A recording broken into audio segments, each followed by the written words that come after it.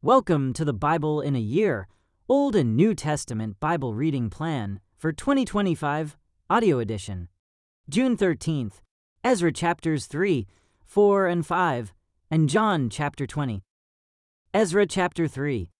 The altar is rebuilt. In early autumn, when the Israelites had settled in their towns, all the people assembled in Jerusalem with a unified purpose.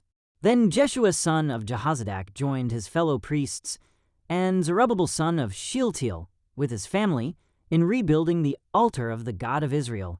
They wanted to sacrifice burnt offerings on it, as instructed in the law of Moses, the man of God. Even though the people were afraid of the local residents, they rebuilt the altar at its old site. Then they began to sacrifice burnt offerings on the altar to the Lord each morning and evening. They celebrated the Festival of Shelters as prescribed in the law, sacrificing the number of burnt offerings specified for each day of the festival. They also offered the regular burnt offerings and the offerings required for the new moon celebrations and the annual festivals as prescribed by the Lord. The people also gave voluntary offerings to the Lord. 15 days before the Festival of Shelters began, the priests had begun to sacrifice burnt offerings to the Lord. This was even before they had started to lay the foundation of the Lord's temple. The people began to rebuild the temple. Then the people hired masons and carpenters and bought cedar logs from the people of Tyre and Sidon, paying them with food, wine, and olive oil. The logs were brought down from the Lebanon mountains and floated along the coast of the Mediterranean Sea to Joppa, for King Cyrus had given permission for this. The construction of the Temple of God began in mid-spring, during the second year after they arrived in Jerusalem. The workforce was made up of everyone who had returned from exile, including Zerubbabel son of Shealtiel, Jeshua son of Jehozadak and his fellow priests, and all the Levites. The Levites who were 20 years old or older were put in charge of rebuilding the Lord's temple. The workers at the Temple of God were supervised by Jeshua, with his sons and relatives, and Kadmiel and his sons, all descendants of Hodaviah. They were helped in this task by the Levites of the family of Henadad. When the builders completed the foundation of the Lord's temple, the priests put on their robes and took their places to blow their trumpets. And the Levites, descendants of Asaph, clashed their cymbals to praise the Lord, just as King David had prescribed. With praise and thanks, they sang this song to the Lord. He is so good.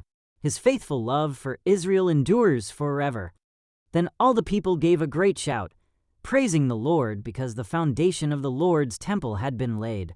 But many of the older priests, Levites, and other leaders who had seen the first temple wept aloud when they saw the new temple's foundation. The others, however, were shouting for joy. The joyful shouting and weeping mingled together in a loud noise that could be heard far in the distance. Ezra chapter 5. Enemies oppose the rebuilding. The enemies of Judah and Benjamin heard that the exiles were rebuilding a temple to the Lord, the God of Israel. So they approached Zerubbabel and the other leaders and said, "Let us build with you, for we worship your God just as you do. We have sacrificed to him ever since King Esarhaddon of Assyria brought us here." But Zerubbabel, Jeshua, and the other leaders of Israel replied, "You may have no part in this work.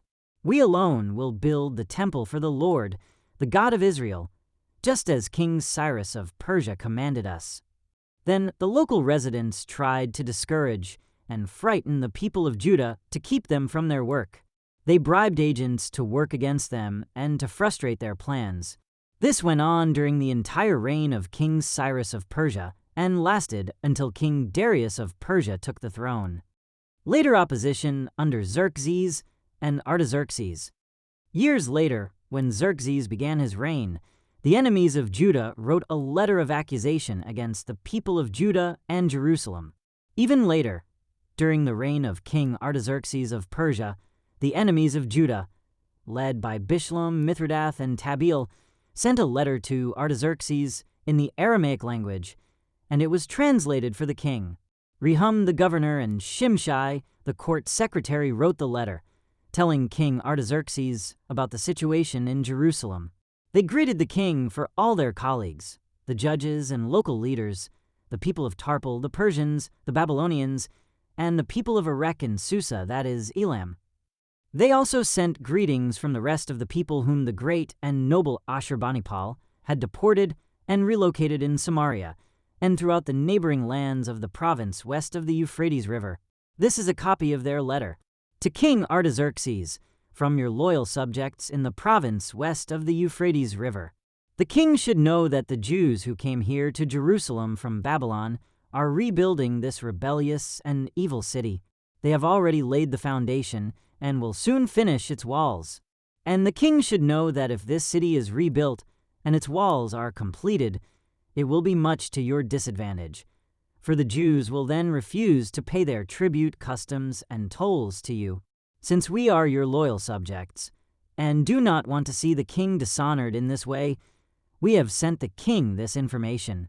We suggest that a search be made in your ancestors' records, where you will discover what a rebellious city this has been in the past. In fact, it was destroyed because of its long and troublesome history of revolt against the kings and countries who controlled it. We declare to the king that if this city is rebuilt and its walls are completed, the province west of the Euphrates River will be lost to you. Then King Artaxerxes sent this reply to Rehum the governor, Shimshai the court secretary, and their colleagues living in Samaria and throughout the province west of the Euphrates River. Greetings. The letter you sent has been translated and read to me. I ordered a search of the records and have found that Jerusalem has indeed been a hotbed of insurrection against many kings. In fact, rebellion and revolt are normal there. Powerful kings have ruled over Jerusalem and the entire province west of the Euphrates River, receiving tribute, customs, and tolls. Therefore, issue orders to have these men stop their work. That city must not be rebuilt except at my express command. Be diligent, and don't neglect this matter, for we must not permit the situation to harm the king's interests. When this letter from King Artaxerxes was read to Rehum, Shimshai, and their colleagues, they hurried to Jerusalem. Then, with a show of strength, they forced the Jews to stop building. The rebuilding resumes. So the work on the temple of God in Jerusalem had stopped, and it remained at a standstill until the second year of the reign of King Darius of Persia. Ezra chapter 5. At that time the prophets Haggai and Zechariah son of Iddo prophesied to the Jews in Judah and Jerusalem. They prophesied in the name of the God of Israel who was over them. Zerubbabel son of Shealtiel and Jeshua son of Jehozadak responded by starting again to rebuild the temple of God in Jerusalem. And the prophets of God were with them and helped them. But Tatenai, governor of the province west of the Euphrates River, and Shethar-bozenai and their colleagues soon arrived in Jerusalem and asked, "Who gave you permission to rebuild this temple and restore this structure?" They also asked for the names of all the men working on the temple, but because their God was watching over them, the leaders of the Jews were not prevented from building until a report was sent to Darius, and he returned his decision. Tatenai's letter to King Darius. This is a copy of the letter that Tatenai the governor, Shethar-bozenai, and the other officials of the province west of the Euphrates River sent to King Darius. To King Darius, greetings. The king should know that we went to the construction site of the temple of the great God in the province of Judah. It is being rebuilt with specially prepared stones, and timber is being laid in its walls. The work is going forward with great energy and success. We asked the leaders, "Who gave you permission to rebuild this temple and restore this structure?" And we demanded their names so that we could tell you who the leaders were. This was their answer: "We are the servants of the God of heaven and earth, and we are rebuilding the temple that was built here many years ago by a great king of Israel. But because our ancestors angered the God of heaven, he abandoned them to King Nebuchadnezzar of Babylon, who destroyed this temple and exiled the people to Babylonia. However, King Cyrus of Babylon, during the first year of his reign, issued a decree that the temple of God should be rebuilt. King Cyrus returned the gold and silver cups that Nebuchadnezzar had taken from the temple of God in Jerusalem and had placed in the temple of Babylon.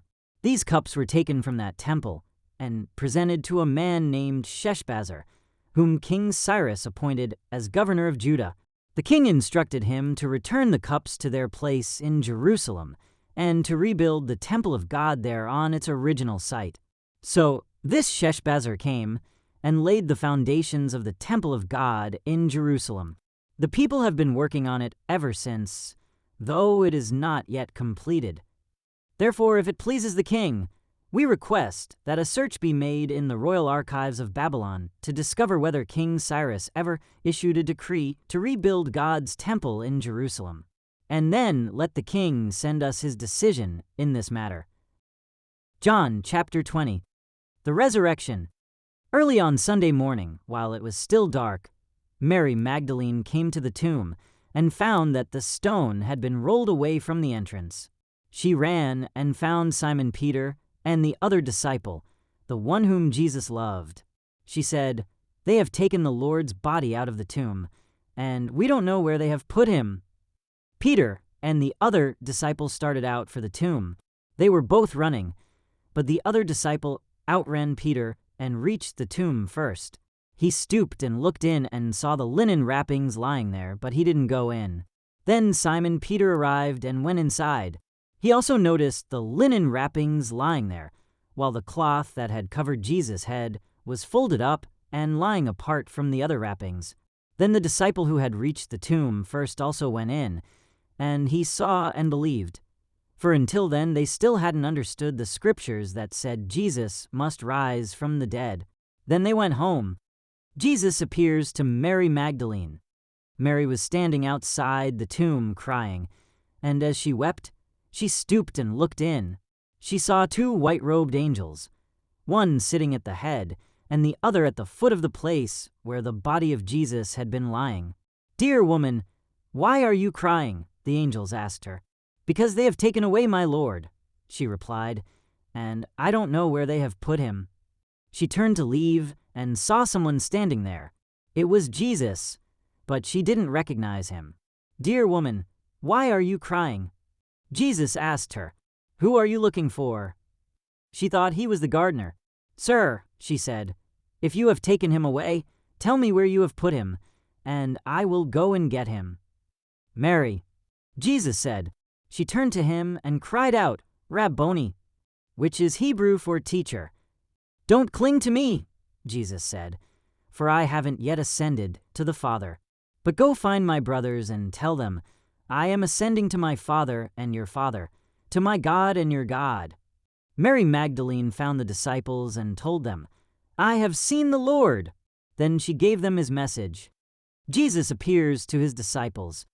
That Sunday evening, the disciples were meeting behind locked doors because they were afraid of the Jewish leaders. Suddenly, Jesus was standing there among them. "Peace be with you," he said. As he spoke, he showed them the wounds in his hands and his side. They were filled with joy when they saw the Lord. Again he said, "Peace be with you.